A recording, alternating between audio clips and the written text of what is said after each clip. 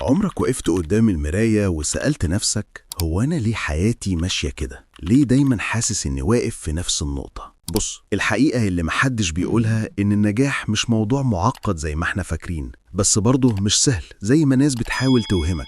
النجاح محتاج منك شجاعة، صبر، وقرار إنك تبدأ حتى لو الظروف كلها ضدك. في ناس حياتها كلها وقفت عند كلمة بكرة هبدأ الدايت، بكرة هفتح مشروع، بكرة هذاكر، بس يجي لبكرة ويتحول لبكرة جديد، وهكذا لحد ما يلاقي نفسه عدى عليه سنين وهو واقف مكانه. وهنا بقى السؤال، هو إيه اللي مفرق الناجحين عن غيرهم؟ مش الفلوس ومش الظروف ولا حتى الذكاء. الفرق الحقيقي هو الخطوة الأولى. عارف ايه أصعب حاجة؟ إنك تتحرك من مكانك. أول خطوة دايما تقيلة، زي واحد بيشد جبل مربوط في ظهره، بس لما تتحرك خطوة تانية تالتة هتلاقي إن الجبل نفسه بدأ يتفتت. خليني أحكي لك قصة صغيرة. في واحد صاحبي كان شغال في وظيفة عادية جدا، كل يوم بيروح ويرجع بنفس الروتين، بس كان جواه حلم إنه يكون ليه بيزنس خاص بيه، والناس كلها حواليه كانت بتضحك. انت هتعمل بيزنس؟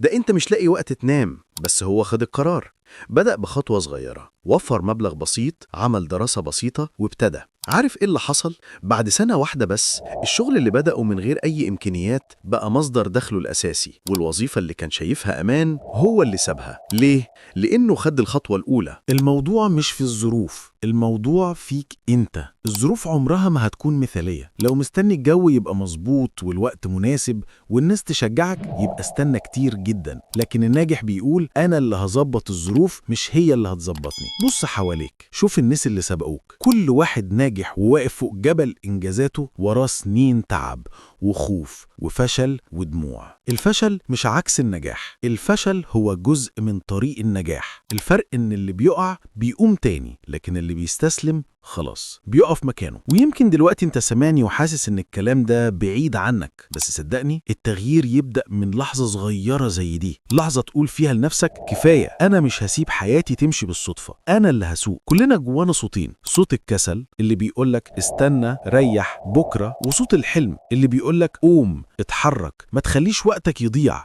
مين اللي هتسمعه؟ ده قرارك انت. أنا مش بقولك بكرة هتبقى مليونير ولا هتحقق كل أحلامك في أسبوع، بس أقدر أقولك إنك بعد شهر من الالتزام هتشوف فرق، بعد سنة هتبص وراك وتقول الحمد لله إني بدأت، وبعد 5 سنين هتضحك على كل خوف كان ماسكك في البداية. خد بالك، وقتك ده هو رأس مالك الحقيقي. كل دقيقة بتمر إما بتقربك من حلمك أو بتبعدك عنه. فكر إيه اللي ممكن يحصل لو بدأت النهاردة، وإيه اللي هيضيع عليك لو فضلت مأجل لبكرة. وفي الآخر لو عايزني أقولك سر النجاح في جملة واحدة، ابدأ دلوقتي مهما كان بسيط. وقبل ما أفصل الكلام ده عايز أقولك حاجة مهمة جدا، لو الكلام ده لمس قلبك واداك طاقة تتحرك، ما تخليش اللحظة دي تعدي. اشترك في قناتي، دوس لايك، وخلينا نكمل الرحلة دي مع بعض، لأن الخطوة اللي هتاخدها دلوقتي ممكن تبقى بناية حياة جديدة ليك.